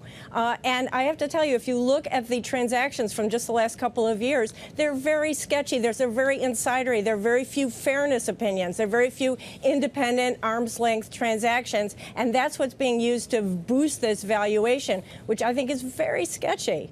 Well, Nell, I like the phrase that you used, that, Elon Musk has sort of built a moat of alligators around this company, around SpaceX. It's going to be very hard for a regular shareholder to come out and try and, bring a suit against SpaceX. I do wonder, if you have any concerns that this could inspire other founders, because, you could see a situation where, another sort of founder of a high-flying company takes a look at the model that Elon Musk has created and said, that looks pretty good. I'd like to build that into my company as well.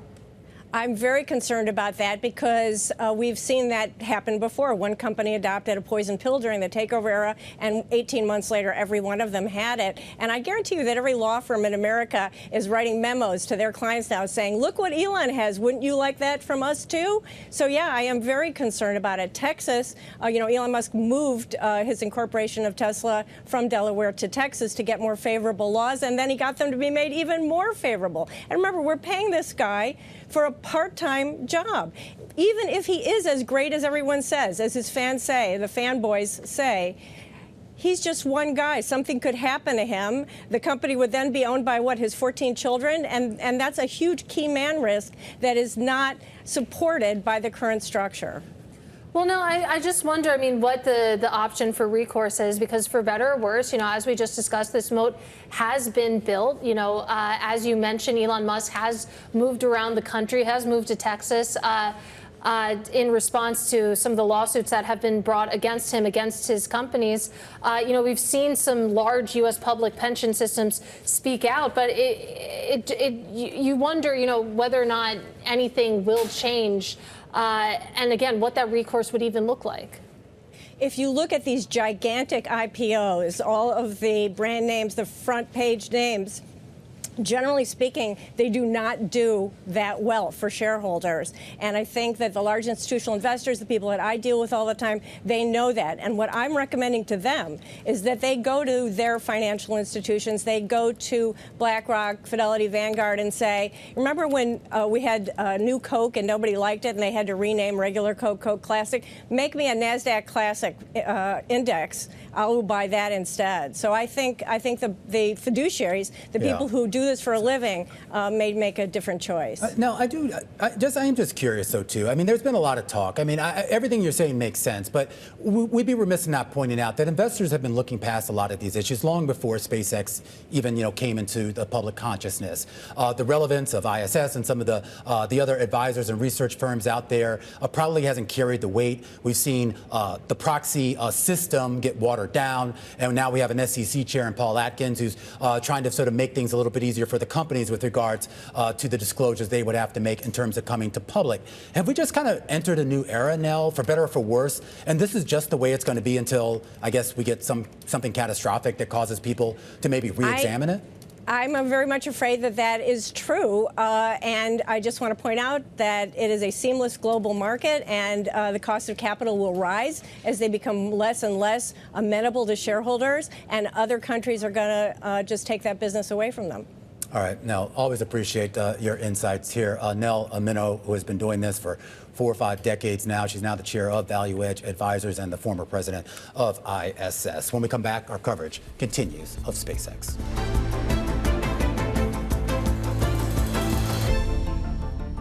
Continuing coverage here on SpaceX's record IPO, raising $75 billion. Let's bring in Bloomberg's Bailey Lipschultz now. I actually sit behind Bailey, Romaine, so I feel like I really have been living and breathing this SpaceX IPO as well. But let's talk through some of these numbers. Okay, $135 but you face per share. Different ways, right? We don't look at each other. Don't worry. $135 per share, not necessarily a surprise. No range there.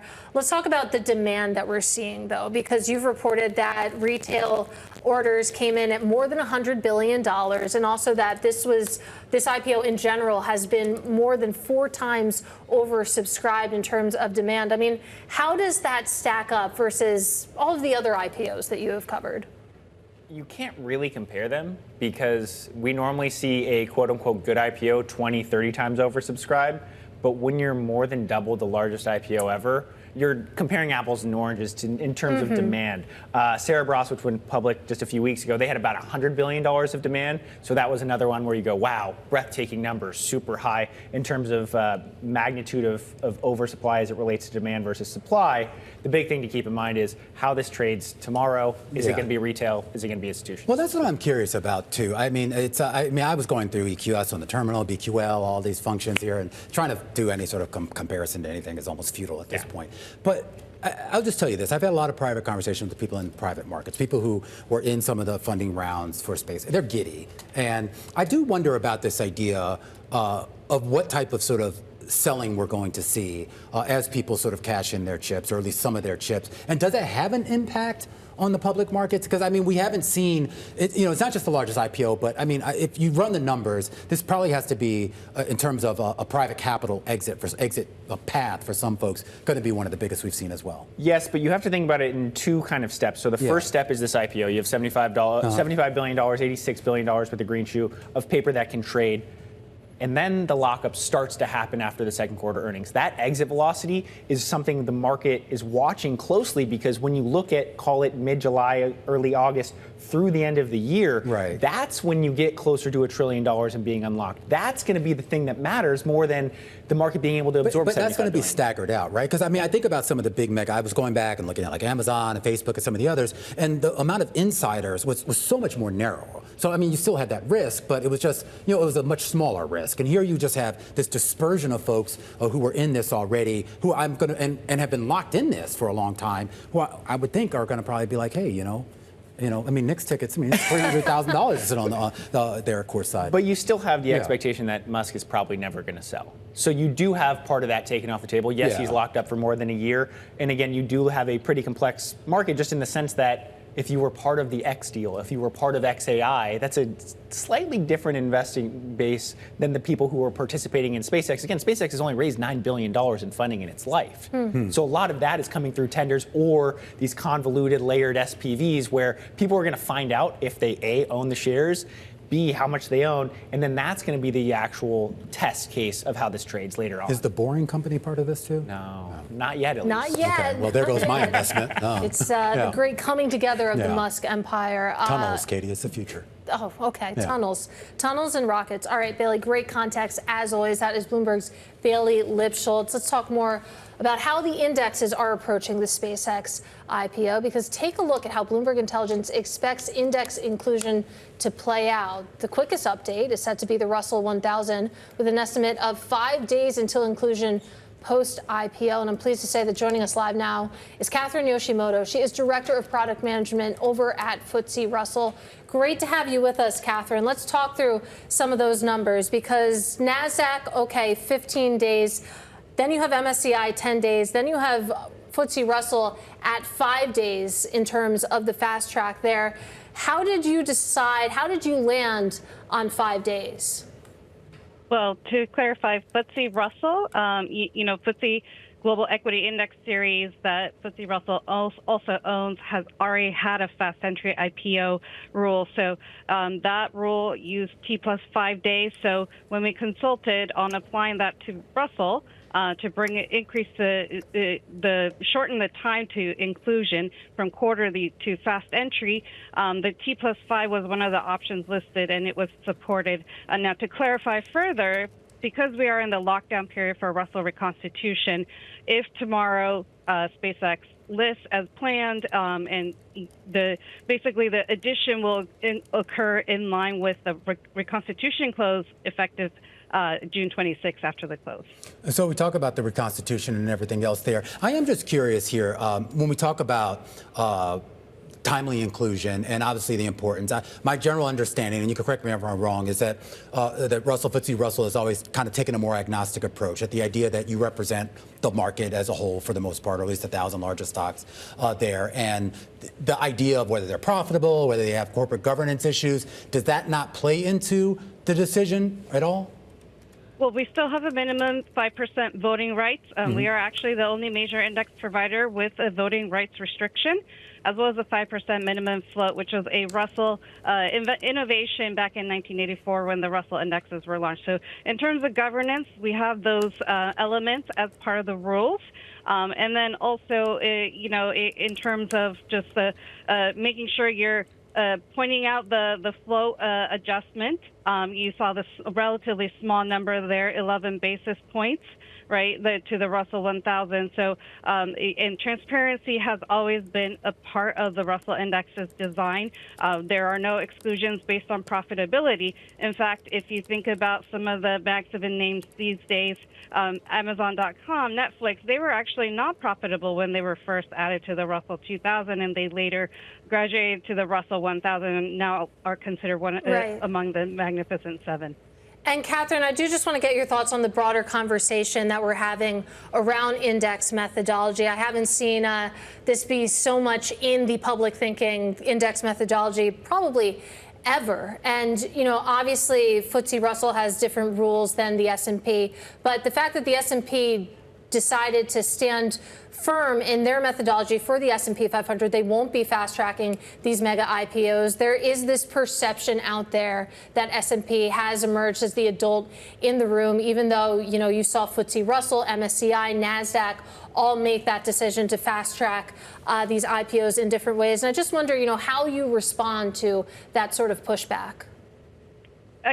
You know, going back to the index design philosophy, again, representativeness of the markets, transparency, and including the investable opportunities have been part of the Russell Index's design. So we go back to FTSE Russell's objective of representing the markets. All right, Catherine, I really appreciate you joining us. Catherine Yoshimoto, Director of Product Management over at FTSE Russell. And she makes a good point, too, about this idea. I mean, they're structured a little bit differently from what the S&P does, which is more of a humans making this. This is more, I won't necessarily call it automatic, but obviously the idea is that they represent the market, and whatever the market is, they're going to do it. You know, you had the Bloomberg 500 up there, and I was kind of joking about it the other day, but Torsten Slocum over Apollo actually relies on it, and it's also an automated system, too. It's the same thing. It's like, again, it's agnostic. It puts it in there. It skews more to the bigger weight name, so it'll probably have a much bigger impact on the Bloomberg 500. Right. But it gets to the idea which measures this better. All important nuance there, but still sort of being lost when you think about the public conversation being had over these indexes and their different decisions. And whether some people actually maybe want an index or an ETF, if you will, that excludes the world's largest IPO. That conversation continues when we come back after the break, right here on Bloomberg.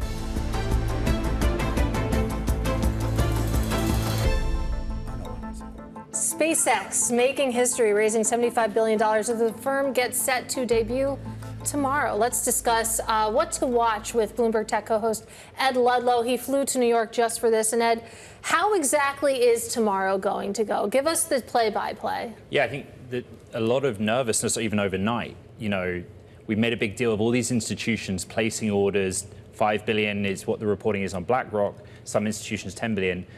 A lot of the reps on that, they won't find out anything till 5 a.m. Eastern. So whether they sleep tonight, that's up to them. But I think what's really interesting with this, right, is that the oversubscription on the retail trade, there's just going to be lots of open market buyers that can only buy within the $75 billion float. Mm-hmm. Yeah. And so what happens in the first few hours? You guys tell me. Well, that's what everyone's trying to look at. And obviously, a lot of people are looking at the maybe potential parallels, what we saw with Facebook more than a decade ago back in 2012. And that was awful. And we've heard from some of the folks, including no, it was. I mean, in terms of the management, but in terms of what the exchanges are going to do, DTCC, the clearinghouses and stuff, to make sure that we don't have those kind of hiccups like we did back then. Yeah, I think, a principal difference this time around is just the bizarre and atypical nature of how they priced it and marketed it.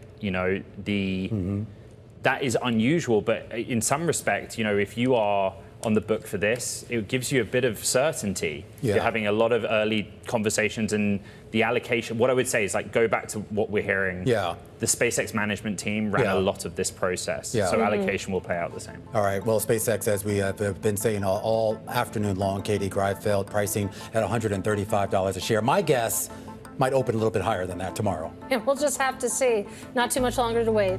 Full coverage of that right here tomorrow on The Close.